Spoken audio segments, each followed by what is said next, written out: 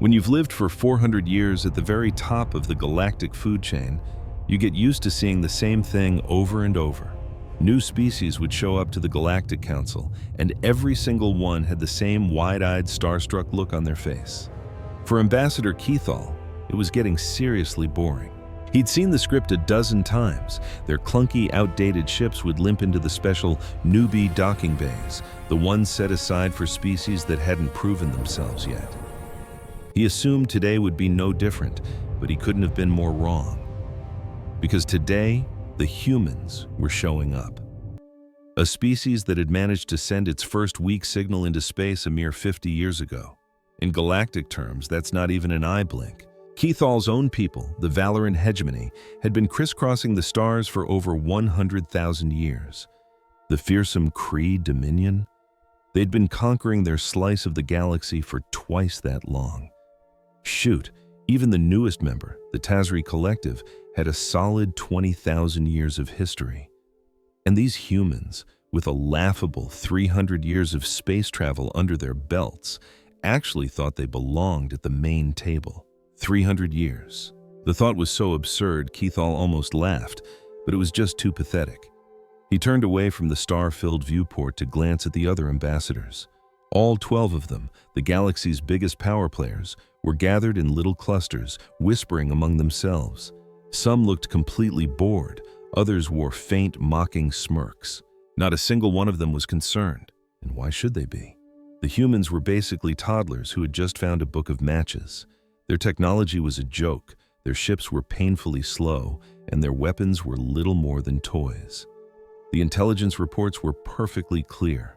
Human ships ran on basic fusion drives and were protected by simple energy shields.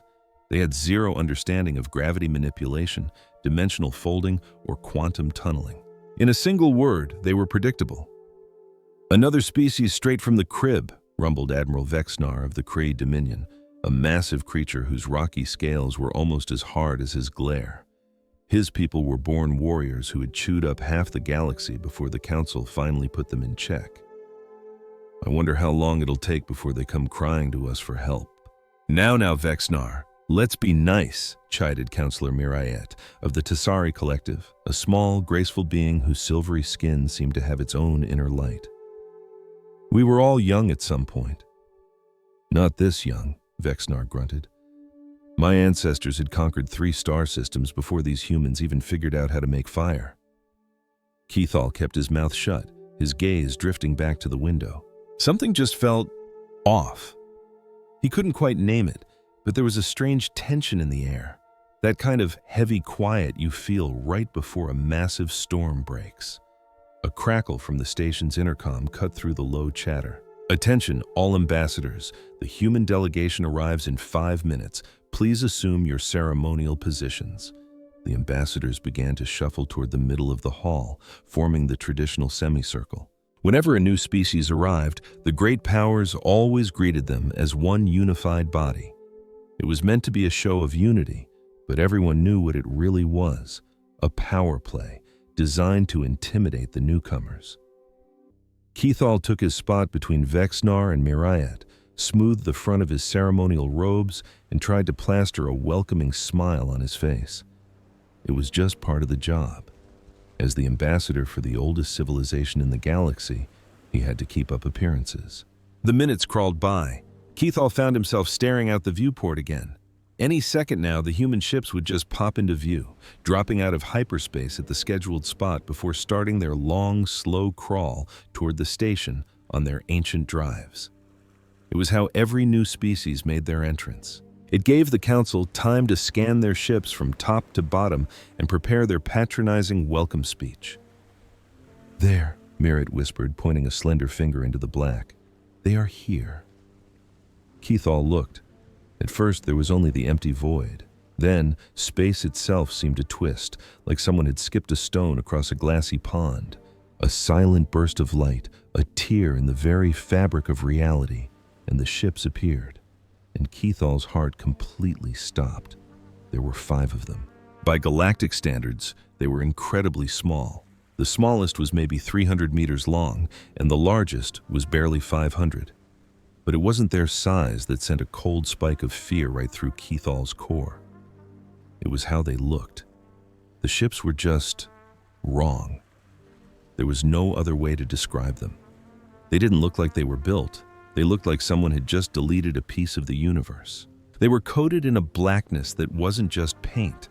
It was a deep, consuming black, the kind of black that inhales light and never lets it go.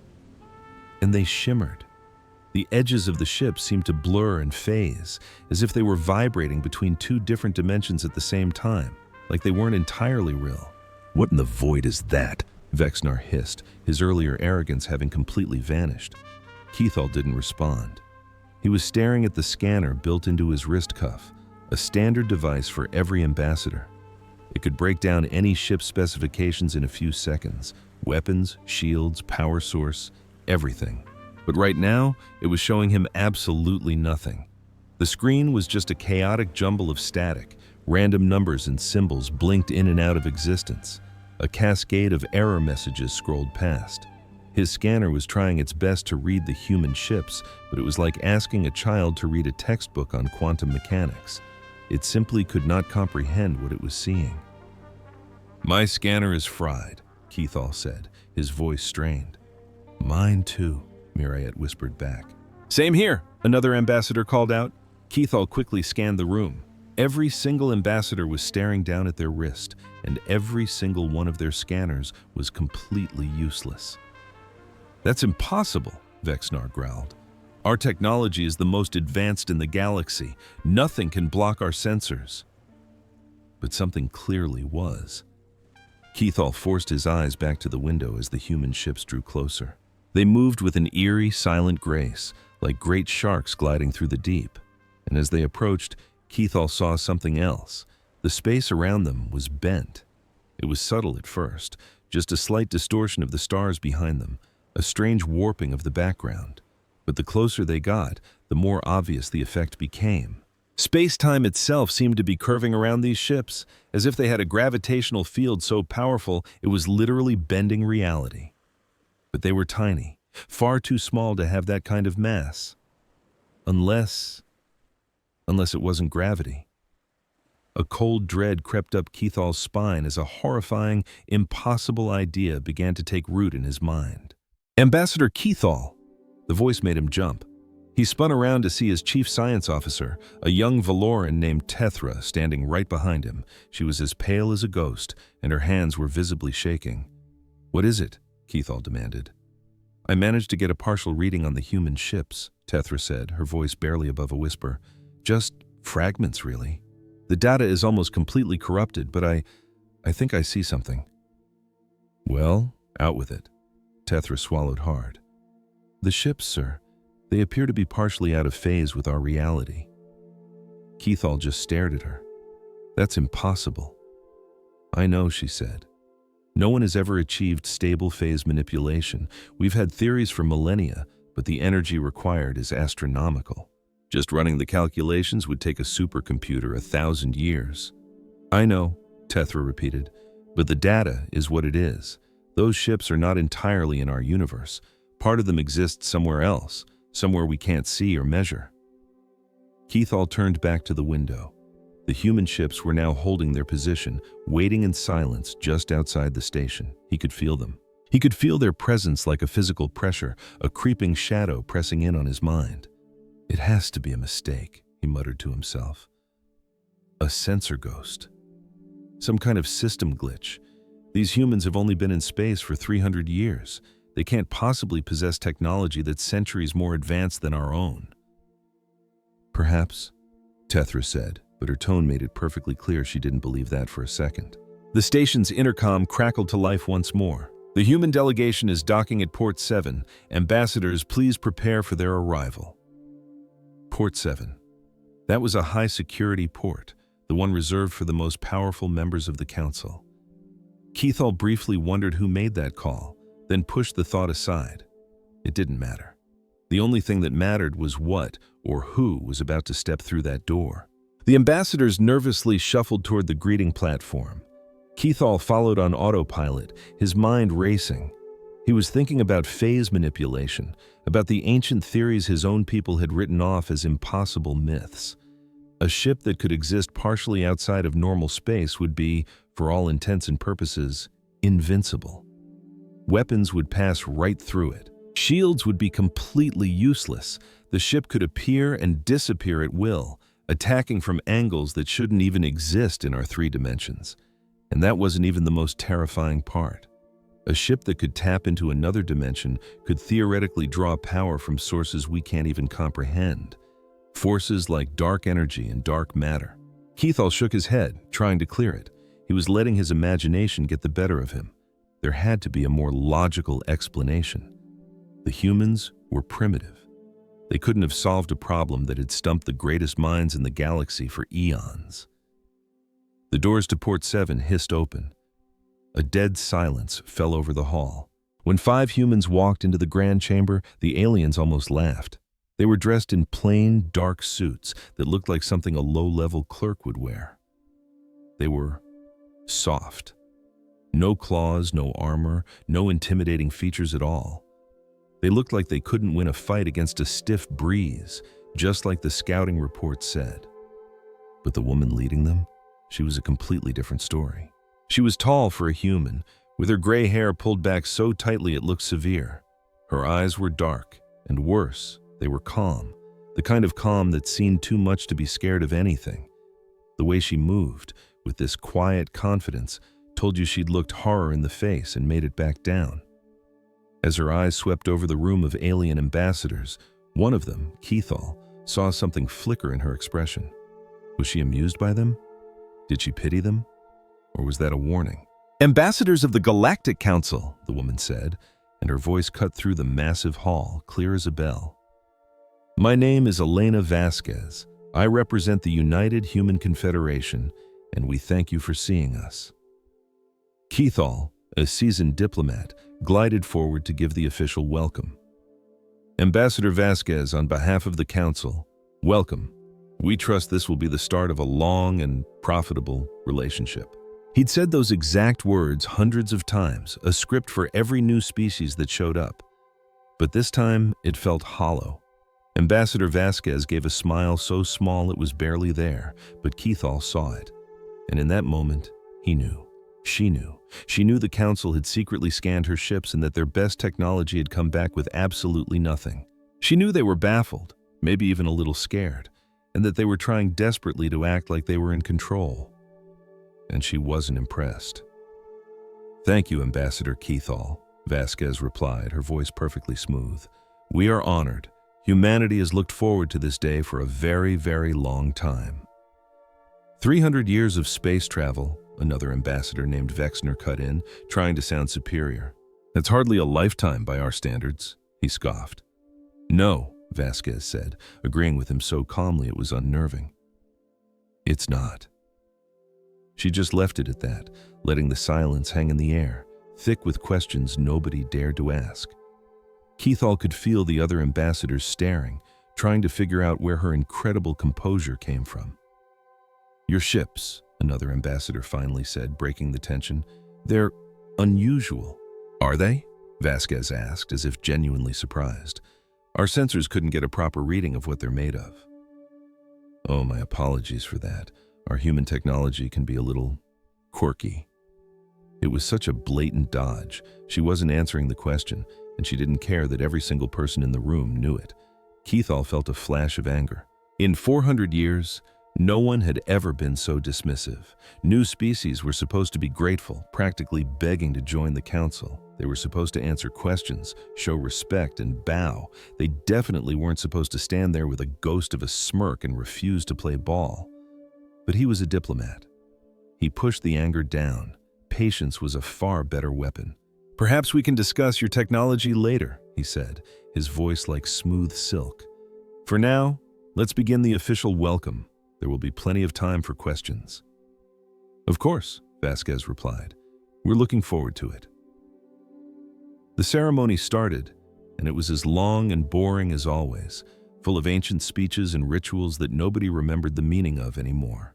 Keithall went through the motions on autopilot, but his mind was racing. He watched Vasquez. She stood perfectly still through the whole thing, just listening and observing. Whenever someone spoke to her, her answers were short, polite, and revealed nothing. She was a brick wall disguised as a perfect diplomat, agreeing to everything while giving away nothing. But every so often, Keithall saw her eyes drift towards the giant window, to the fleet of human ships just hanging in the blackness of space, and when she looked at them, her expression changed. It wasn't pride, it wasn't satisfaction, it was a deep, haunting sorrow, like someone who'd watched worlds burn. What on earth had these humans seen? Keithall thought. What had they survived? He didn't have the answer, but he suddenly needed to find out. When the ceremony was finally over, Keithall caught Vasquez before she could leave. "Ambassador," he started, "could I have a word?" She turned to him. "Of course. Your ships are truly something else. I've spent my life studying starship designs, and I'd love to know more about how they were built." "I'm sorry, but that information is classified," Vasquez said, without a single flicker of apology in her eyes. "But I promise you they have served us well." "Against what?" The question just slipped out. He hadn't meant to be so blunt, but it was too late. Vasquez just looked at him for a long, heavy moment. She studied him for a long moment, like she was trying to read his soul to see if he was ready for what came next. "Ambassador Keithall," she began, her voice low, "have you ever wondered what really pushed humanity to the stars?" He shrugged. "To explore, to find new resources? I guess the same reasons as every other species." "Wrong," Vasquez said, shaking her head slowly.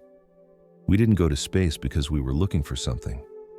We went because something was looking for us. We were running, fleeing from a predator that hunts in the silent black void between worlds. A predator," she continued, "that was trying to wipe us off the face of the universe." A deep, icy chill crawled up Keithall's back. "What in the world are you talking about?" "Not here," Vasquez whispered, glancing around. "Not now, but believe me, the Council is about to get a wake-up call, and when they do, you'll finally understand why our ships are designed the way they are." And with a quick final nod, she turned and disappeared into the crowd, leaving Keithall standing there, mind racing, 1,000 questions burning in his throat. He stood there for a long time, just staring at the human ships. They floated in the darkness like silent warnings, their hulls so black they seemed to swallow the starlight. And for the first time in 400 years, Ambassador Keithall felt something he had almost forgotten: fear. 3 miserable weeks passed. 3 weeks of pointless meetings and Vasquez politely dodging every important question. Keithall stared at the pile of reports on his desk. His best intelligence agents had come up with nothing. Every scan of the human ships failed. Every attempt to listen in on their communications hit a wall of static. They had even tried offering bribes to the human delegates, but they were met with polite refusal. The humans were a locked box, and the Council was losing its patience. "This is an insult!" Admiral Vexnar roared, pacing back and forth in Keithall's office, his scales practically vibrating with rage. "We offer these newcomers a place among us, trade deals, protection, and in return, they won't even tell us what their ships are made of." "They haven't refused," Keithall said calmly. "They have simply avoided the question." "It's the same thing," Vexnar shot back. "No," Keithall said, "it's not." He leaned back in his chair. "A refusal is an answer. What the humans are doing is different. They're not just being secretive, they are hiding something, something huge. Then we force them to show us." Keithall looked at the angry admiral. "And how do you plan to do that?" Vexnar showed a nasty grin full of sharp teeth. "The Kree Dominion has a very old tradition," he hissed. "When we meet a new species, we test their mettle. We challenge them to show us their military strength. It's a matter of honor. You want to challenge the humans to a weapons demonstration?" "I do." Keithall thought about it. It was a risky move, but it was probably the only card they had left to play. The Council couldn't legally force humanity to reveal its secrets, but a challenge of honor? That was a different story. If the humans said no, they'd look weak, and in this galaxy, weakness was a death sentence. "All right," Keithall finally agreed. "Issue the challenge, but be careful, Vexnar. I have a feeling these humans are not as simple as they look." Vexnar laughed, a nasty grating sound. "You worry too much, old friend," he sneered. "My people were commanding star fleets when these mammals were still figuring out how to make fire. Whatever little ships they've built are no match for the might of the Kree Dominion." He turned and stomped out of the room. Keithall watched him go, feeling a pit of dread in his stomach. He hoped Vexnar was right, but he had a terrible feeling he was about to make a huge mistake. The challenge was made the next day in front of the entire council. Vexnar stood tall, reciting the ancient formal words. He demanded that the human race prove its worth. He called on them to display their military power and generously offered one of his own battleships to be used as a target. The entire room went dead silent. Every single eye in the chamber turned to Ambassador Vasquez. She didn't move a muscle, looking as cool and collected as ever. You couldn't read a thing on her face. For a few heart-stopping seconds, she just watched him. Then, a slow, confident smile spread across her lips. "The Kree Dominion honors us with this challenge," she announced, her voice echoing with total certainty. "Humanity accepts." A wave of murmurs washed over the hall. Some ambassadors looked completely shocked. Others were clearly thrilled. Vexnar just looked smug. Have you ever been the new kid at school, stuck with a bunch of bullies who think they run the place? Well, that was basically humanity's spot in the galaxy. We were the ultimate underdogs, and the biggest bully of them all, Admiral Vexnar from the Kree Dominion, had just dared us to prove our new tech wasn't some kind of threat. Stick around, because the way humanity handled this is a masterclass in why you never, ever judge a book by its cover. "Excellent!" Vexnar roared, that arrogant grin plastered on his face. "We'll run this little test in the Theta 7 system. It's totally empty, so nobody gets hurt when your little toy inevitably blows up." Ambassador Vasquez, the woman speaking for all of us, just gave a calm little nod. "That's acceptable. I'll even provide one of our own battlecruisers to be the target. It'll be fully armed, shields up, but with no crew on board. This is a demonstration, not a bloodbath." "Of course," Vexnar sneered back. "Bring as many of your little ships as you need. We'll all be watching from a nice, safe distance." And that's when Vasquez let a real smile show, one that had a dangerous sparkle in her eyes that made even the most stoic aliens in the room shift uncomfortably. "Oh, one ship will be plenty," she said.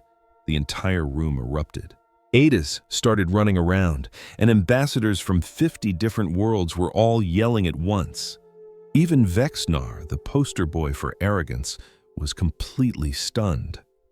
"One ship?" he stammered, his voice actually cracking. "You're sending one ship against a fully powered Kree battlecruiser?" "That's right," she replied, her voice as steady as a mountain. "You are aware our battlecruisers are the most powerful warships in the galaxy, correct? Their shields can shrug off a nuclear blast. Their hulls are tough enough to survive a crash landing on a small moon." "I am aware," Vasquez said, completely unfazed. Vexnar just gawked at her, his face turning a dark shade of purple before he just burst out laughing, a really ugly, grating sound. "Fine, human. Send your one little ship. I can't wait to watch it get turned into space dust." He spun around and stormed off, his flunkies scrambling to keep up. In less than a minute, the massive chamber was empty, leaving only Vasquez and a sympathetic ambassador named Keithall. Keithall walked over to her carefully. "Ambassador," he said in a low voice, "you are either the bravest person I have ever met or the most foolish." "Sometimes you have to be a little of both to survive," Vasquez replied with a small knowing smile. "But a Kree battlecruiser, that's not a joke. It's the result of 30 years of their top engineering. Its main cannon can literally crack a planet's crust. Its shields have never once failed in a real fight." "I know," she said again. "And you seriously think one of your ships can destroy it?" Vasquez looked him right in the eye, and her gaze was as deep and dark as the empty space between galaxies. "Ambassador Keithall," she said, her voice dropping to a dead serious whisper, "in 3 days, you are going to see what humanity can really do. And on that day, you'll finally understand why we aren't afraid of the Kree Dominion or of anyone else." With that, she stood up, gave him a polite nod, and walked out, leaving Keithall standing there alone with a million questions screaming in his head. 3 days later, it seemed like the entire galaxy had bought a ticket. More than 50 ships from every major civilization were parked in the Theta 7 system. There were sleek cruisers, hulking destroyers, graceful science vessels, and giant cargo ships. And right in the middle of it all, sitting there like a dark king on a throne, was the Kree battlecruiser. It was an absolute monster. This thing was a 2-kilometer-long beast made of jagged black metal, covered in more weapons than you could possibly count. A faint blue shimmer from its power shields and a low, threatening hum from its engines basically screamed, "I will destroy you." Even with no one inside, it just looked like death incarnate. From the bridge of his own ship, Keithall stared at it, remembering the time he saw a ship just like it tear an entire fleet to shreds like it was made of tissue paper. The very idea of one single human ship going up against that thing was just completely and totally insane. "Sir, the human ship is on approach," his first officer reported. Keithall's head whipped toward the main view screen. A tiny black speck was slowly making its way toward the metal Leviathan. As it got closer, the speck resolved into a shape that was somehow both familiar and deeply, deeply strange. It was the same ship he had seen weeks ago, a vessel that seemed to drink the light around it, like someone had cut a hole in the fabric of space. It had these fuzzy, indistinct edges, a shape that felt unfinished, like it wasn't fully there. The humans called it the Prometheus. "Put it on the main screen, full magnification," Keithall ordered. The ship filled the view, and that same cold, creepy feeling he'd felt 3 weeks ago came rushing back. It was a deep, primal sense of wrongness that made the tiny hairs on his arms stand up. The ship wasn't even that big, maybe 400 meters long, a rowboat compared to the Kree warship. Its hull was perfectly smooth, with no visible guns, no missile ports, not even a shield emitter. It looked peaceful, almost defenseless. But Keithall was old enough to know that the most dangerous things in the universe are the ones that don't look dangerous at all. "Attention all vessels, this is Admiral Vexnar," a smug voice announced over the open channel. "The main event will begin in 60 seconds. Recommend you all keep your distance. We've already informed the humans we will not be conducting a rescue when their ship is vaporized." Keithall could hear the other Kree officers snickering in the background. They thought this was all some big joke. They were all just waiting to watch some primitive species make a fool of themselves in front of the entire galactic community. But Keithall wasn't laughing. He just stared at that little black ship and held his breath. 30 seconds. The Prometheus just glided forward, calm and steady. 15 seconds. Keithall's hand was gripping the railing so tight his knuckles were turning white. He could feel his hearts pounding inside his chest. He had absolutely no idea what was about to happen, but it felt like he was watching history being made. 10 seconds. The Prometheus came to a complete stop. It just floated there in the void, facing down the monster, the giant and the dwarf, the walking armory and the empty shell. 5 seconds. Keithall took one last deep breath. Begin. For a second, nothing happened. The universe was completely silent. The battlecruiser just sat there, its shields humming with immense power. The Prometheus was just a dark, quiet silhouette, and then the space right around the battlecruiser began to ripple. At first, you could barely see it, just a faint shimmer that distorted the distant stars, making Keithall wonder if his eyes were failing him. But the strange effect only intensified, warping the space around the ship, twisting reality itself like a cheap pretzel. The battlecruiser's shields sputtered, their cool blue light flickering to a pulsing, angry red as alarms screamed from every deck. Then, the massive vessel jolted violently, as if it had been sucker-punched by a ghost. "Report! What is happening?" Vexnar screamed into his comms, every bit of his earlier arrogance gone. "What is that little human ship doing?" Nobody had an answer. What they were witnessing just wasn't possible. It broke every known rule of physics. The human ship, the Prometheus, hadn't shot a single laser. No missiles, no torpedoes, nothing. It just sat there, quiet and dark, reaching out with some invisible, impossible force that operated on a whole other level of science they never even knew was real. The battlecruiser's shields collapsed. They didn't just fail, they caved in on themselves, imploding as if a giant cosmic hand had reached out and simply crushed them into the ship's core. The blue glow was gone, leaving the massive warship totally exposed. "That's not possible," one of his officers whispered. But the real horror was just getting started.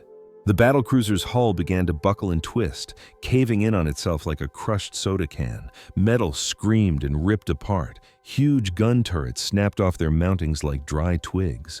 Entire engine sections blew up in silent flashes of fire and light.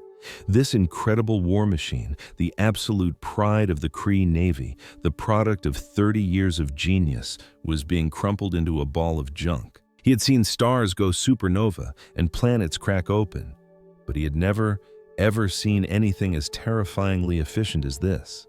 The warship just kept getting smaller. 2 kilometers of hyper-advanced alloy became 1. 1 kilometer became 500 meters. The entire ship was folding into itself, crushed by a force that was literally rewriting the rules of the universe. And through it all, the Prometheus hadn't moved a single inch. It just floated there, a silent black shape, watching as it unmade the most powerful warship in the entire galaxy.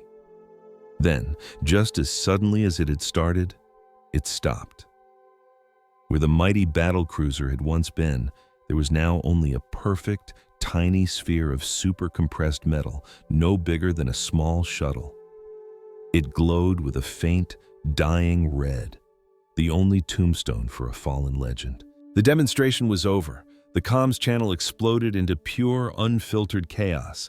Admirals were screaming, scientists were begging for sensor readings, and politicians were demanding an explanation. But Keithall didn't hear any of it. He just stared at that little metal ball, his mind desperately trying to process the impossible truth. The Prometheus hadn't used a weapon.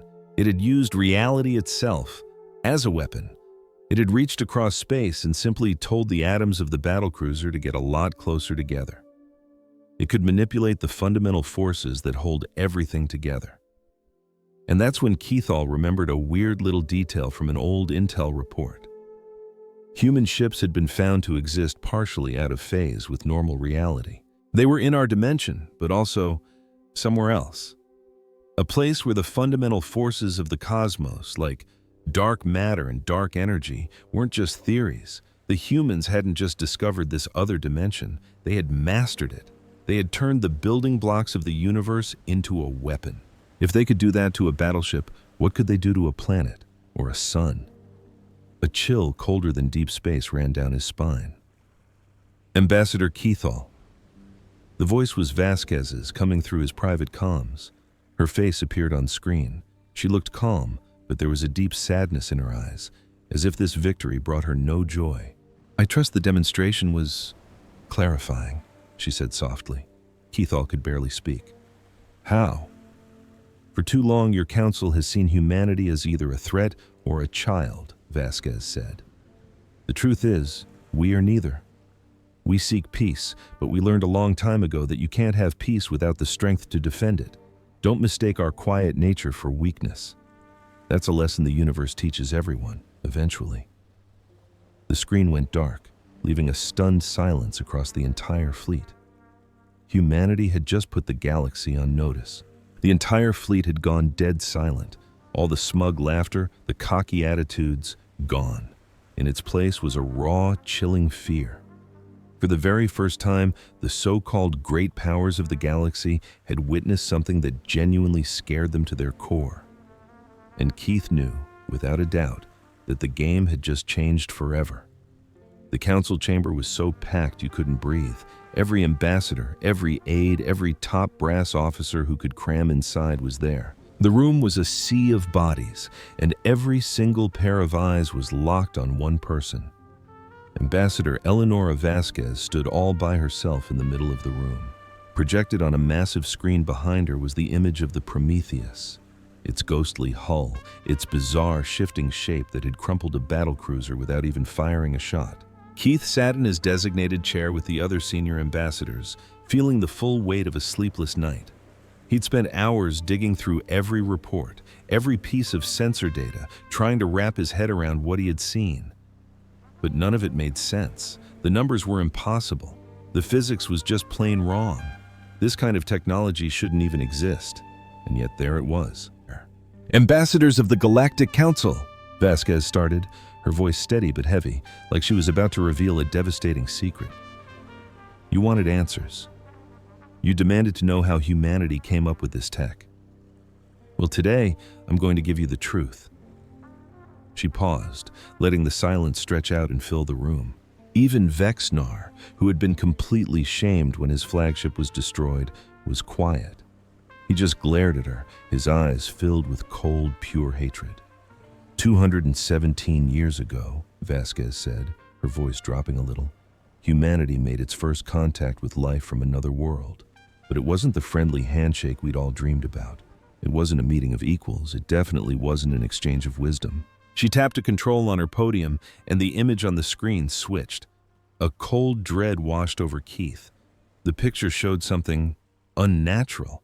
A creature that looked like it was made from a patch of night sky, a tear in reality itself that had been given a monstrous shape. It twisted and moved in ways that just weren't physically possible. It seemed to have too many corners, too many dimensions that folded into each other. Just trying to look at it gave Keith a splitting headache. "We have a name for them, the Umbra," Vasquez said, her voice now almost a whisper. "They live in the dark matter substrate that holds our reality together. They're not made of atoms like you and me. They don't exist in our space. They live in the void between the stars and the 95% of the universe we all thought was just empty." A shockwave of disbelief and terror rolled through the chamber. Dark matter was just a theory, the cosmic glue that kept galaxies from flying apart. It was something you studied from a safe distance, not a place where things actually lived. Nobody had ever laid eyes on it, much less met a being composed of it. "The Umbra stumbled upon us by pure chance," Vasquez continued. "Our earliest, most basic spacecraft put out energy signals that were one of a kind and very, very loud. They got some unwanted attention." She hit another control. The image flickered, now showing a gorgeous blue and green planet covered in swirling white clouds and cities that twinkled like stars. "Earth," she said. "Our home." First contact happened on September 15th, 2187. Vasquez began, her voice firm. "Picture this. A scout from the dark emptiness of space shows up near our moon. It was curious. It wanted to watch us, to learn what we were all about." Her voice grew hard. "But the Umbra don't think the way we do. They have no concept of the sanctity of life. To them, the physical universe is just primitive. Beneath them. We were nothing more than ants in a jar to them, an interesting distraction but completely undeserving of any respect." The holographic display changed again. It was Earth, but something was terribly wrong. A dark stain was creeping across the planet's surface. Cities winked out of existence. Whole continents went black. "The Umbra attack was sudden and without warning," Vasquez said. "They poured out of their dark space from dozens of places all at once. Our weapons were completely useless against them. Our shields were like tissue paper. See, they existed in a dimension just slightly out of sync with ours, allowing them to attack from angles that shouldn't even be possible in our reality." Keith stared at the gut-wrenching images. The devastation was total, absolute. He'd seen his share of wars in his long life, but nothing remotely like this. This wasn't a war. This was a straight-up extermination, Vasquez went on, her voice now flat and empty of all emotion. "In the first 24 hours, we lost 3 billion people. By the end of the first week, half of our entire species was gone. Our military was wiped out. Our governments were in ruins. We were staring extinction right in the face." She stopped, letting the crushing weight of her words sink into the stunned silence of the chamber. "But humanity refused to break," Vasquez declared. "We held on, and then we began to fight back." The image shifted one more time, now showing a laboratory. Scientists were working with a desperate intensity, piecing together bizarre machines and conducting impossible experiments. The Umbra made one huge mistake, Vasquez explained.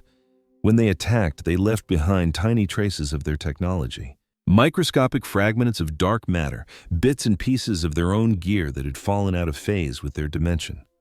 We collected every single fragment we could find. We studied them. We reverse-engineered technology from creatures that should have been completely beyond our understanding. "That's impossible," someone muttered from the crowd. Keith couldn't tell who it was. You can't reverse-engineer something you can't even comprehend. "We didn't comprehend it," Vasquez admitted. "To be honest, we still don't completely get it. But we learned just enough. Enough to construct ships that could partially slip into dark space. Enough to build weapons that could actually hurt beings made of dark matter. Enough to stay alive." She looked around the chamber, scanning the faces. Her eyes locked with Keith's, and in them he saw something that surprised him. It wasn't pride or a sense of victory, but a deep, profound sadness. "The war lasted for 53 years, Vasquez said. 53 years of fighting an enemy we could barely even see. 53 years of losing colonies, ships, and loved ones. By the time it was all over, Earth's population had plummeted from 12 billion down to just 2 billion. Our colonies outside the solar system were all gone. Our once great fleet was nothing but a handful of surviving ships." "But you won," Keith said. He hadn't planned on speaking. The words just came out. "We didn't win," Vasquez corrected him gently. "We survived. There's a world of difference. The Umbra simply left. To this day, we don't know why. Maybe we just became too much trouble to exterminate. Maybe they found a new toy to mess with. Or maybe they just got bored." She touched the control panel, and the screen went black. "That was 164 years ago," Vasquez said. "In the decades since, humanity has rebuilt. We've grown. We've pushed our technology further than ever before, and we have been waiting." "Waiting for what?" Vexnar shot back. "For the Umbra to return." The words hung in the air like a death sentence. An icy dread crawled down Keith's spine. And in that moment, he got it. He finally understood everything. Humanity hadn't come to the Council begging to be saved. They weren't looking for trade deals, alliances, or new technologies. They were here to deliver a warning. "You believe the Umbra are coming back?" Keith asked. "We know they are," Vasquez replied. "The Umbra never truly went away. They are everywhere, woven into the very dark matter that holds this galaxy together. They're watching, they're waiting, and when they finally decide it's time to make their move again, nothing in our normal space stands a chance of stopping them." "Nothing except for your ships," Counselor Mirret added quietly. "Our ships can fight them, yes," Vasquez confirmed, "but we have so few. 47 ships. That's our entire dark matter-capable fleet. What you have isn't nearly enough to defend a galaxy. It's barely enough to protect what's left of my own people." In an instant, the chamber exploded into chaos. Ambassadors shot up from their seats, shouting questions. Advisors scrambled, yelling for more data. Military commanders were already at each other's throats, arguing over strategies and defense lines. The Council's legendary calm shattered into a million pieces, and Keith just sat there, completely stunned, his mind reeling. The Umbra. Phantoms made of pure dark matter, invaders from another dimension entirely. The Council couldn't see them, couldn't begin to wrap their minds around them. These things had pushed humanity to the brink of extinction. They could do the exact same thing to every single species in this room without breaking a sweat. And the Council had absolutely nothing to stop them. All their magnificent fleets, their mind-bending technology, their thousands of years of civilization, it was all completely worthless. Against the Umbra, they were just as helpless as humanity had been 200 years ago. "Silence!" The voice sliced through the chaos like a plasma blade. Keith looked up to see Grand Chancellor Vortek rising from his throne. He was ancient, even for a Valoran. Age had faded his scales to a dusty gray, but his voice still boomed with an absolute authority that demanded respect. The room went quiet immediately. "Ambassador Vasquez," the Grand Chancellor rumbled, You've brought news of a threat that could undo everything we've ever built. You've also proven that your people are the only ones with a way to fight back against this threat. So I will ask you plainly, what do you want from us?" Vasquez met his gaze without flinching. "An alliance," she said simply. "A real one. We want to be treated like equals, not with the patronizing deals you hand out to the so-called younger races. No more lopsided trade agreements or protection treaties that are just designed to keep us on a leash." "We're not asking for handouts. We want a seat at this table as equals," Keithall said. "And if you agree, we'll share our technology with you. Not all of it, of course, and not all at once, but we'll give you enough. Enough for you to build your own defenses, enough to give you a prayer of a chance when the Umbra decide it's your turn." The Grand Chancellor stared, his face unreadable. For a long, tense moment, the only sound was the hum of the chamber as he weighed their options. Partnering with humanity meant accepting them as equals, and for the ancient, prideful races of the galaxy, that was a bitter pill to swallow. It meant throwing away centuries of smug superiority and starting from scratch. But the alternative was simple: total and complete extinction. "This is a matter that requires a private discussion," the Grand Chancellor finally said, his voice heavy with the weight of the decision. "A choice of this magnitude cannot be made lightly." "Of course," Ambassador Vasquez replied smoothly. "Take all the time in the world, but if I were you, I wouldn't take too long." "And why is that?" Vasquez just turned back to the giant holoscreen. With one last tap, a new image burst into life. It was a map of the entire galaxy, a stunning web of light connecting thousands of stars with glowing trade routes. The great civilizations of the Council looked like a brilliant, cosmic spiderweb. But out in the deep, empty blackness, in the vast, silent oceans between the stars, something was stirring. Faint energy signatures, tiny ripples in space-time, ghostly patterns that had no business being there. "Our deep space probe started picking these up about 6 months ago," Vasquez explained. "The Umbra are on the move again. They're watching, and they're getting closer. You could have heard a pin drop in that chamber." "We don't know when they'll strike," Vasquez continued. "It could be years from now. It could be months. It could be tomorrow. But they are coming. And when they do, you're going to have to choose a side." She stepped down from the platform and walked toward the exit. At the doorway, she stopped and looked back one last time. "Humanity fought the Umbra alone once before," she said, her voice echoing through the massive hall. "We survived, but it nearly cost us everything. If we have to do it again, we would really prefer not to do it by ourselves." And with that, she was gone, leaving the most powerful beings in the galaxy sitting in absolute, dumbfounded silence. Keith stared at the map where the dark, shadowy signatures seemed to pulse, like a predator coiling to strike. He thought about his own people, his home, and every civilization he had taken an oath to protect. All of them could be snuffed out by creatures from another reality, beings that the galaxy's most advanced races couldn't even see.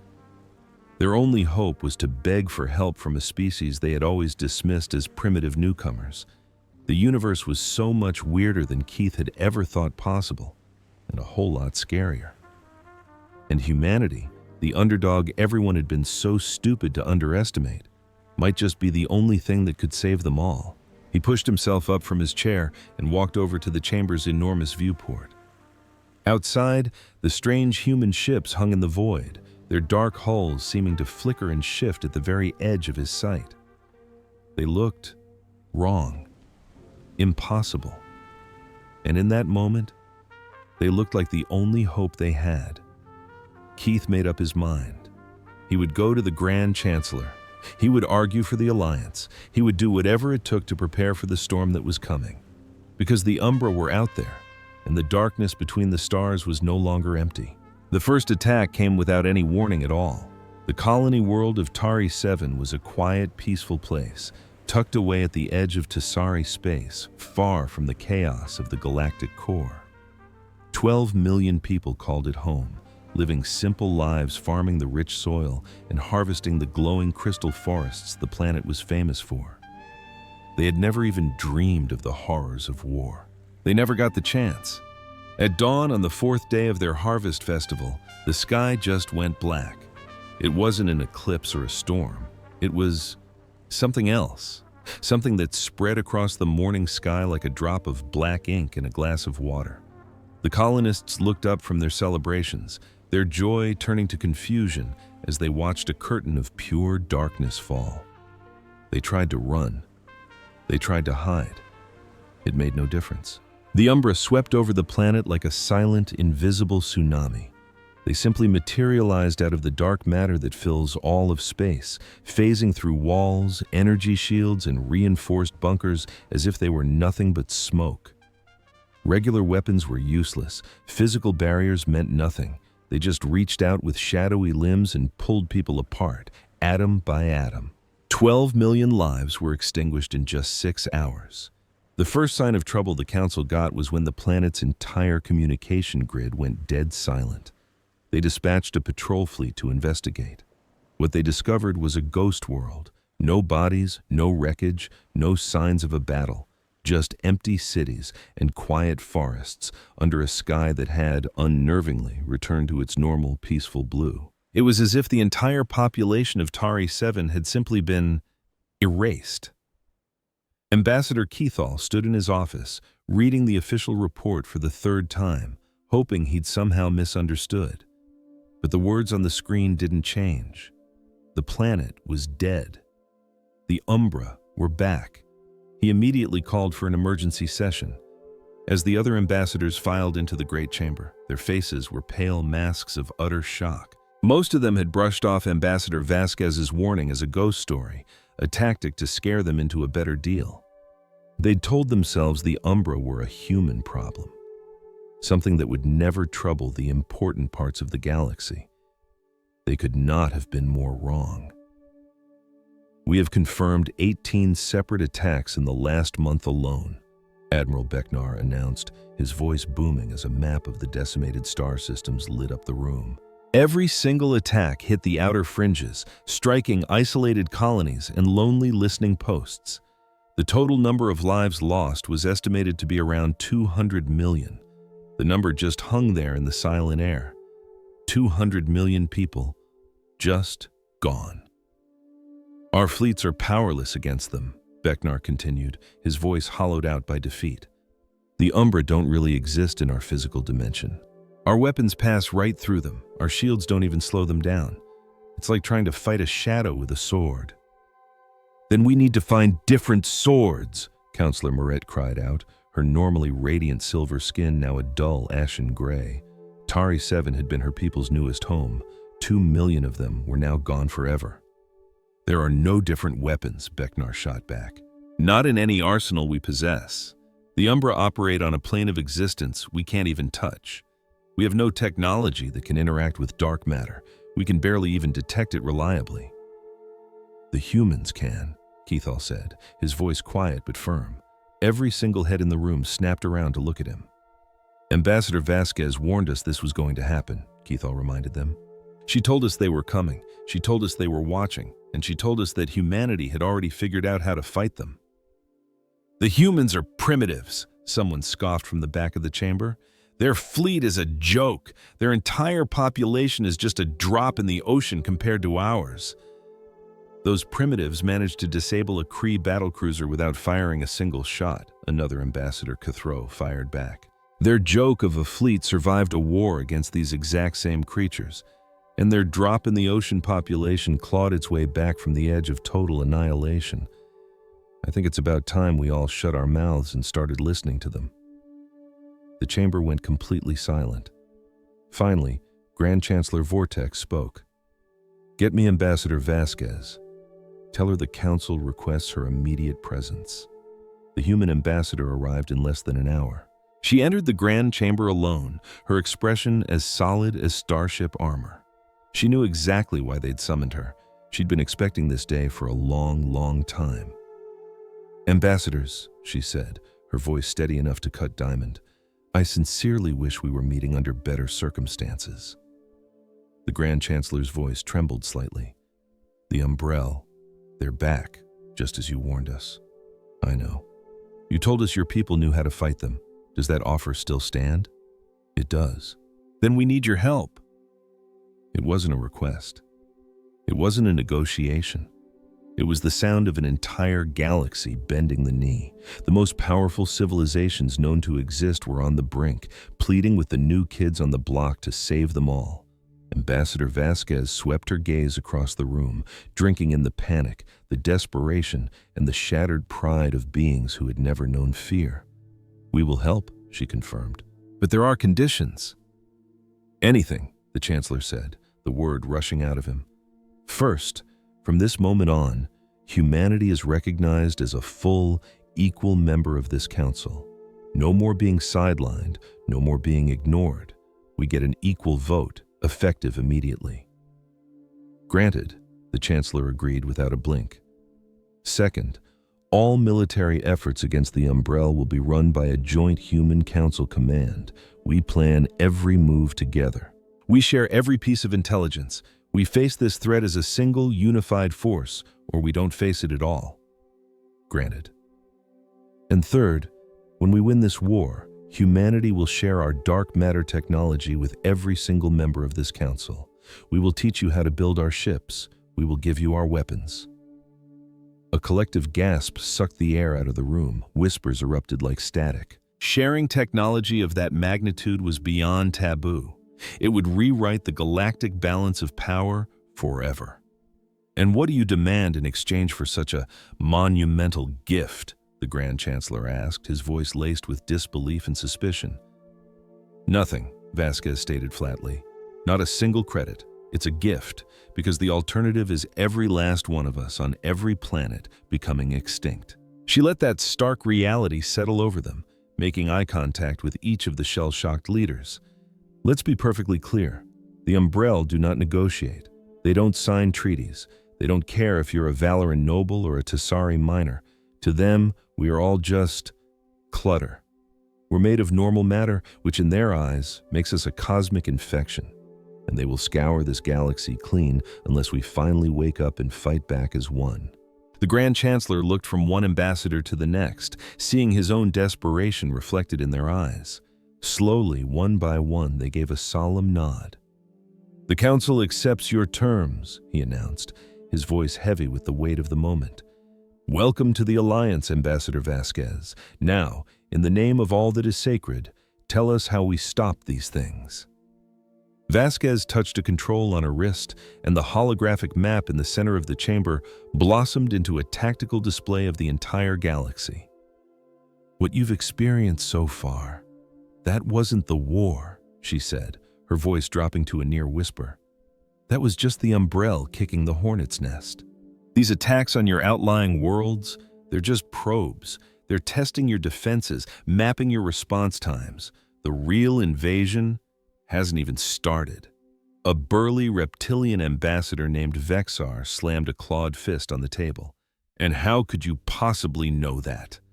Vasquez's eyes locked onto his, and for the first time, he saw a weariness in them that felt older than the stars. "Because we have lived this horror story before. This is exactly how they began their war against us. Small, surgical strikes on isolated colonies. They want to scare you. They want you to panic and make stupid mistakes. And when they sense you're about to break, they will descend with a force you cannot possibly comprehend. So where will the real assault begin?" Vexar growled. "We don't know for certain, but we have some very good guesses."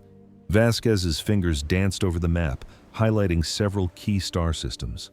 "These are the galactic bottlenecks. If you control these systems, you control all travel in this quadrant.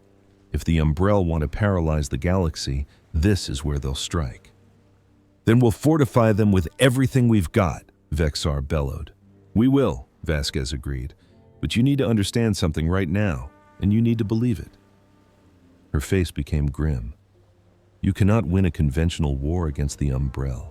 Your fleets are incredible works of engineering. They are powerful. But against creatures made of dark matter, your weapons are like spitballs against a battleship." A ripple of denial and anger went through the council. "Then what use are our navies?" someone shouted. "They will be your people's salvation," Vasquez answered. "They will run evacuations. They will buy us time." She gestured to the tiny cluster of icons that represented the human fleet. My ships will do the heavy lifting. We are the only ones who can actually hurt the Umbrella, but we need your fleets to run interference, to pull civilians from the line of fire, and to hold the line while we go on offense. Vexar's scales seemed to tighten with indignation. You want the mightiest armadas in the galaxy to serve as a diversion. I want your mighty armadas to be legends, Vasquez countered, her voice now filled with a fire that silenced the room. The people you save will sing songs about your crews for 1,000 years. They will remember that when the great darkness fell, it was you who held it at bay. Vexar stared at her, his fury slowly melting away, replaced by a grudging respect. He gave a single decisive nod. Tell us our orders. The following 6 months were a blur of organized hell. The Umbrella hit them over and over. They took out fueling depots and communications relays. They ambushed patrols in the silent dark between stars and erased research outposts from existence. They would shimmer into reality out of nowhere and vanish just as quickly. The galaxy had never faced an enemy so ghostly, so utterly terrifying. But this time, for the first time, the alliance didn't break. Human ships, as black and sleek as a panther, flew in formation with the Council's majestic silver cruisers. They fought battles in twisted dimensions that would shred a normal ship to atoms. And inch by painful inch, they started to push the shadows back. Ambassador Keithall watched the reports flood his terminal, day after agonizing day. He saw the casualty lists grow longer. He saw entire systems go dark, while others were saved by the thinnest of margins. He watched the human ships absorb blows that should have atomized them. Their crews fought with a kind of brutal determination that only comes from having stared into the abyss and spitting in its eye.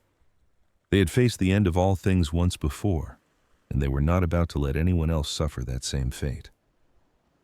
Ambassador Keithall, a junior officer, was standing in his doorway. Keithall dragged his eyes away from the screen. What is it? It's the humans, sir. They've called an emergency meeting. They said they've found a way to win. Keithall was on his feet in a heartbeat. A plan. After 6 months of just trying to survive, the humans actually had a plan to end it. Where? The main war room. Ambassador Vasquez is waiting for you. Keithall practically sprinted through the station corridors, weaving through tense huddles of officers and diplomats who spoke in hushed, anxious tones. You could taste the tension in the recycled air, the feeling of a final, terrible storm about to break. The Umbrella attacks were becoming more frequent, more powerful. Everyone knew they were gathering for one last galaxy-shattering strike. He burst into the war room to see Vasquez standing before a massive, three-dimensional star chart. The greatest military leaders of the Alliance were gathered around her. Vexar was there, his armored body so tense it looked like it might shatter. The normally radiant Ambassador Moret was there, her silvery skin looking dull and gray with exhaustion. A dozen other leaders he'd spent months debating with now stood shoulder to shoulder in grim unity. Ambassador Keithall, Vasquez greeted him with a curt nod. Thank you for coming. Your officers said you have a way to win this, Keithall said, cutting straight to the chase. Vasquez turned her attention back to the star chart. It was focused on a desolate stretch of space on the galaxy's edge, a place so remote it didn't even have a designation. We've been analyzing every Umbrella energy signature for months, she began. Their attacks look chaotic, but they're not. They're all originating from a single, fixed point in space-time. She indicated a spot on the map that seemed like empty blackness. But as Keithall moved closer, he saw it, a subtle, shimmering distortion, like the air above a hot road, but tearing at the very fabric of reality. What is that? He breathed. We're calling it the threshold. It's a wound in the universe, Vasquez said, her voice heavy. A tear between our dimension and theirs. It's the gate the Umbrella are using to flood into our galaxy. As long as that gate is open, they will never, ever stop coming. This war will have no end. Can you close it? Moret asked, her voice a mere whisper. We think so, Vasquez replied, but the price is going to be everything we have. She then laid out the plan. The strategy was terrifyingly simple, but the execution was a logistical nightmare. The entire Allied fleet, every single ship they had left, would launch a massive, all-out assault on the Umbrell's known staging areas to get their undivided attention. While the enemy was distracted by the largest naval battle in galactic history, the small human fleet would make a desperate one-way run straight for the threshold. They would use their dark matter drives to punch through the tear and attempt to collapse it from the other side. "If we succeed," Vasquez finished, her voice as firm as bedrock, "the Umbrell will be cut off from our universe forever. They'll be sealed inside their own reality, unable to ever threaten us again. We'll finally be safe." "And if you fail?" Vexar asked quietly. Vasquez's stony expression never wavered. "Then we die trying. Our ships get shredded between dimensions, and the Umbrell will pour into this galaxy with nothing left to stop them." The war room fell into a silence so deep and so absolute, it felt like the end of the universe had already arrived. Everyone in the room knew what this was. The last roll of the dice. The fate of trillions was riding on this one insane plan. "So when do we make our move?" Vexar's voice was stretched thin. "Tomorrow? At first light," Vasquez answered, her tone leaving no room for argument. "That tear in space is getting more volatile by the second. We've got a few days maybe before it rips open for good and the real invasion starts. We have to hit them first." A wave of grim understanding passed between the commanders. One by one, they gave a slow, deliberate nod. "Tomorrow it is," Keithall agreed, his voice a deep rumble. "May we all be lucky enough to see the stars again." He knew, deep in his soul, that many of them were looking at the sky for the last time, but the only other option was to roll over and let the galaxy burn. And so, the Allied fleet assembled at the very edge of everything they knew. It was a spectacle that poets would write about for 1,000 years, the single largest fighting force ever assembled in the galaxy's long history. Over 3,000 warships from more than 100 different star systems hung in the void, a man-made constellation of raw power. Old grudges had been set aside. Massive Kree battleships drifted next to graceful Valoran cruisers. It was proof of what they could be when they stood together against a common darkness. And dead center in that breathtaking armada were the 47 ships of the human dark matter fleet, looking like holes torn in the starry backdrop of space. From the bridge of his command ship, Ambassador Keithall stared at them. The human vessels seemed to shimmer, their outlines blurring as if they weren't entirely in our reality. Even after all this time, they gave him a deep, primal sense of unease. But tangled up with that fear was a tiny, fragile spark of hope. "All ships are reporting green, Ambassador," his tactical officer announced. "The fleet is at 100%. Keithall nodded. Full strength, 3,000 ships against an enemy from another universe. An enemy they couldn't even properly fight. An enemy that had already wiped out hundreds of millions of lives. It felt like they were trying to put out a forest fire with a bucket.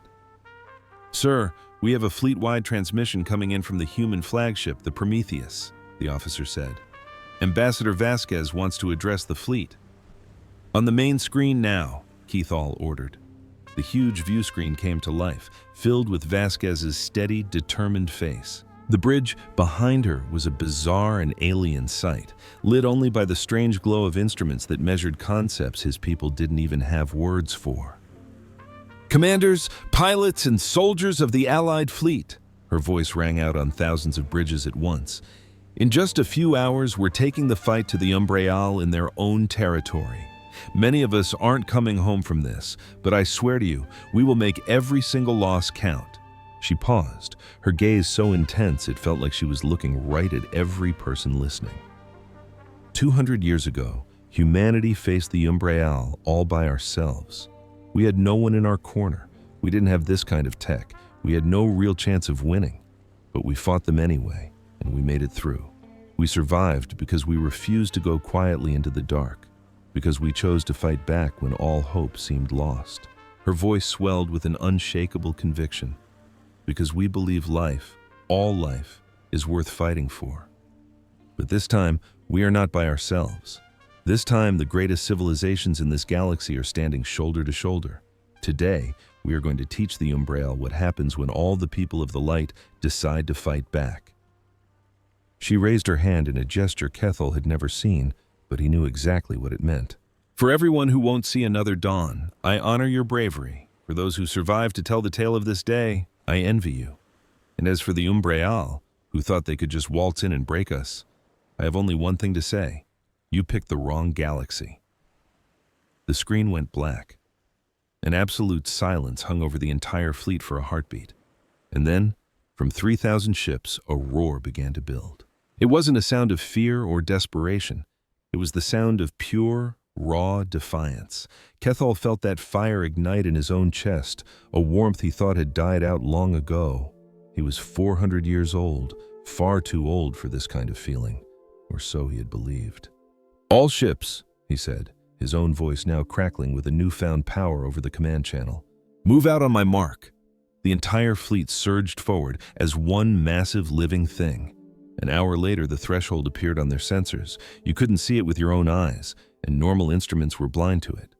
But the human ships saw it perfectly, and they shared what they saw with the rest of them. What Kethel saw on his screen turned his blood to ice. The threshold wasn't a gateway. It was a wound, slashed into the skin of the universe, bleeding pure darkness into their reality. And pouring out of that wound were the Umbreal, an endless tide of shadowy nightmares that bent the very laws of physics around them. They didn't have ships, they didn't need them. They were the darkness, given a horrifying form and a terrible purpose. There were thousands upon thousands of them. It was a force larger than Kethel could have ever conceived. By the spirits of my ancestors, someone breathed over the comms. Hold your ground, Vasquez's voice sliced through the rising tide of panic. The main fleet engages their vanguard. Get their attention. Make them throw everything they have at you. My ships will punch through the chaos and make a straight run for the threshold. They'll rip us apart, Vexnar shouted. His voice was firm, but Kethel could hear the tremor of terror right beneath it. I'm sure they'll try, Vasquez shot back instantly. But they've never seen a fleet this size. They've never faced the united power of an entire galaxy. Now get in there and show them who they're messing with. And with that, the conventional fleet charged, and the universe erupted into chaos. The Umbreal were a living ocean of shadow, their forms twisting as they crashed against the Allied line.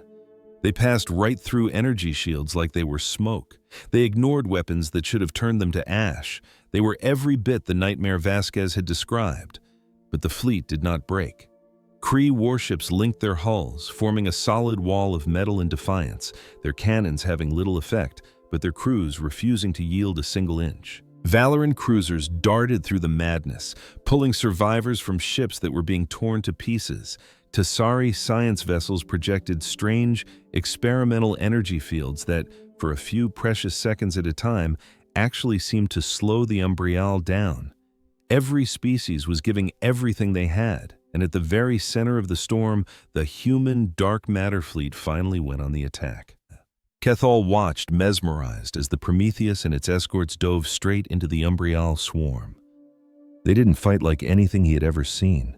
It was like they were phasing in and out of existence, blinking from one spot to another in a heartbeat. An Umbreal would lunge for them, and they would simply not be there anymore. But when they fired back, the shadow creatures had no escape. The space around the human ship seemed to fold and twist. Pulses of pure gravity ripped through the battlefield. The darkness itself seemed to recoil from their attack. For the first time in their terrifying existence, the Umbreal were learning how to be afraid.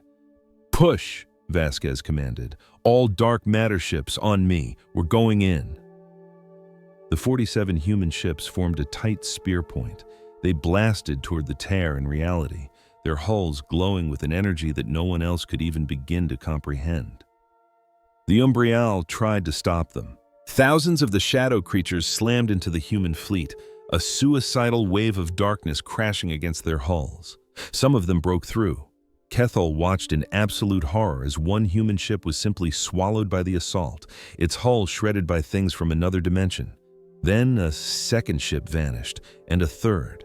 But the rest of the formation never slowed down. We've lost the Hermes, a calm human voice stated over the comms. The Athena is taking heavy fire. Apollo is gone. Stay on course, was all Vasquez said. Her voice was like forged iron, but Kethol could hear the agony beneath it. Every ship lost was a crew she knew, friends she'd fought with, people who had put all their faith in her. We're almost there. All ships, stand by for phase transition. The human fleet reached the edge of the dimensional rip, and then they did something that should not have been possible. They disappeared. 1 second, the remaining human ships were there, a bright spearhead in the swirling dark. The next, they were just gone. Not blown up, not in retreat. They had simply ceased to be there. It was as if they had winked out of existence. They had crossed over. The battle still raged all around Kethol, but he couldn't look away from the empty patch of space where the human fleet had been. They were on the other side, inside the Umbriel's universe, fighting a war no one could see, completely and totally alone. The seconds stretched into an eternity. Every second felt like an eternity. The Allied fleet was putting up a good fight, but for every Umbriel ship we took down, they took down a dozen of ours. We were on the verge of collapse, and the enemy knew it, pressing their advantage with a terrifying hunger. Then, just when all hope seemed lost, something changed. The giant tear in space, the gateway they were pouring from, began to flicker. The endless river of shadow creatures sputtered, and out on the battlefield, the Umbriel ships suddenly lost their coordination, their attacks growing sloppy and confused. "What in the stars is going on?" a pilot shouted over the comms. But Kethol couldn't answer. He was glued to his screen, watching the impossible happen. The portal was closing. It started slowly at first, the edges of the cosmic wound pulling inward as if it were healing itself. The stream of enemy ships thinned to a trickle, and then it stopped completely. The gateway was sealing itself. "They actually did it," Kethol breathed, his voice filled with pure disbelief. "The humans, they're shutting it down from the other side." A massive, ragged cheer erupted across the fleet. Pilots who had been bracing for impact watched in stunned silence as their attackers faltered, their shadowy forms wavering before dissolving into nothing. The Umbriel that were left in our dimension were now completely cut off from their power source. They were stranded, they were vulnerable, and they started to fall apart. A wave of righteous fury energized the Allied fleet. Lasers and missiles that had been totally ineffective moments ago now tore through the shadow beings, blowing them into cosmic dust. The monsters that had seemed unstoppable were suddenly shockingly fragile. In less than an hour, the battle was over. The portal collapsed on itself with a silent flash, permanently sealing the breach between our realities. The last of the stranded Umbriel were hunted down and wiped out. The encroaching darkness had been defeated. The galaxy was saved, but the victory felt hollow. As the cheers died down, a heavy, cold silence fell over every ship's bridge as the same heartbreaking realization dawned on everyone at once. The human fleet never came back through the portal. Days turned into weeks. We sent countless rescue missions to the portal's last known coordinates, but they found absolutely nothing. There was no debris, no distress calls, not a single trace of the 47 ships that had sacrificed themselves to save us all. Ambassador Vasquez and her entire fleet had simply vanished, swallowed by a dimension we could never hope to enter. The Galactic Council organized a memorial, and for the first time, every single member species showed up to mourn the very heroes they had once ridiculed. It was Kethol who spoke for them. "Humanity arrived on our doorstep as strangers," he began, his voice echoing in the silent chamber. "They were a young species, new to the galactic community, and if we're all being honest, we dismissed them. We called them primitive, unworthy of a seat at this very table." He let the uncomfortable truth hang in the air. We couldn't have been more wrong. Humanity clawed its way back from an apocalypse that would have shattered any of our worlds. They rebuilt their civilization from scratch, and when they could have hidden away, safe in their corner of the galaxy, they chose to answer our desperate call for help. Ambassador Elena Vasquez and the brave crews of the Dark Matter Fleet gave their lives to close that gateway from hell. They went into a place we couldn't go to fight an enemy we couldn't harm. They saved trillions of lives, Kethol's voice resonated, his gaze sweeping across the ambassadors who had once mocked human ambition. He looked at the military leaders who called their technology a fantasy, and at the council members who were too proud to ask a lesser race for help. And they asked for nothing in return. It is a debt we can never hope to repay, but we will spend the rest of our existence trying to be worthy of their memory. We can start by honoring the lesson they taught us. He raised his fist, the same gesture of defiance Captain Vasquez had made just before leading her fleet on their final one-way charge. The universe is a much scarier place than we ever imagined, but they proved that even in the absolute darkest of nights, a single light can hold its ground. A single voice can roar back, "Humanity showed us the way. We will not forget it." With that, the memorial ended, and the delegates left in somber silence. On the surface, life in the galaxy was slowly returning to normal, but it was a new kind of normal. From a high window in the council's spire, Kethel looked out at the sea of stars. The human embassy was dark and sealed. The last of their civilian ships had already returned to their home system, once again cutting themselves off from the galaxy they had just saved, but he knew it was only temporary. The technology sharing agreement was still active. Scientists from every race were now working together day and night to understand the incredible gifts the humans had left behind. In a decade, maybe less, we would have our own fleets powered by void energy. The galaxy would never be defenseless again. A soft chime broke the silence as a door opened behind him, and a young aide rushed in, looking flustered. "Ambassador Kethel, sir, you need to see this. We're picking up a transmission." "From where?" Kethel asked, not bothering to turn around. "That's just it, sir. We have no idea. The signal isn't coming from normal space. Our long-range sensors can't get a fix on its origin." A chill ran down Kethel's spine. "Put it on the main screen. Now." The aide tapped his data pad, and the giant hollow screen in the room lit up with a storm of static. Then, ever so slowly, a figure started to take shape in the noise. It was Captain Elena Vasquez. She looked like she had been to hell, but she was smiling. "Ambassador Kethel," her voice crackled, distorted but clear. "If you can hear this, it means we did it. The gateway is closed for good. The Umbriel are never getting into your reality again." A weary, triumphant smile played on her lips. We're still here, somewhere. The surviving ships managed to find a stable pocket in this dark dimension. "We don't know how to get back home yet," she admitted, her voice heavy with exhaustion, "but we're working on it, and we're not done fighting." The signal flickered, and she leaned in closer. "You tell the Council that humanity keeps its word. We gave you the tech. We helped you save your homes. And now, we're going to find our own way back." For a brief moment, he could see the bustling bridge of her flagship, the Prometheus, right behind her. Her crew moved with a purpose he recognized, manning stations with technology that was still light years ahead of his own. "Welcome to the bigger leagues, Ambassador," Vasquez said, her voice filled with a profound, soul-deep weariness. "We showed you what it takes to survive out here. Now, go make us proud." And just like that, the transmission cut out, leaving only static. Kethel stood frozen, staring at the blank screen. Outside, the stars seemed to shine brighter than ever before. The darkness between them was just empty space again. But he knew, with absolute certainty, that somewhere out there, in a place he couldn't see, humans were still fighting, still pushing forward, and still being too damn stubborn to die. A real, genuine smile finally spread across his face.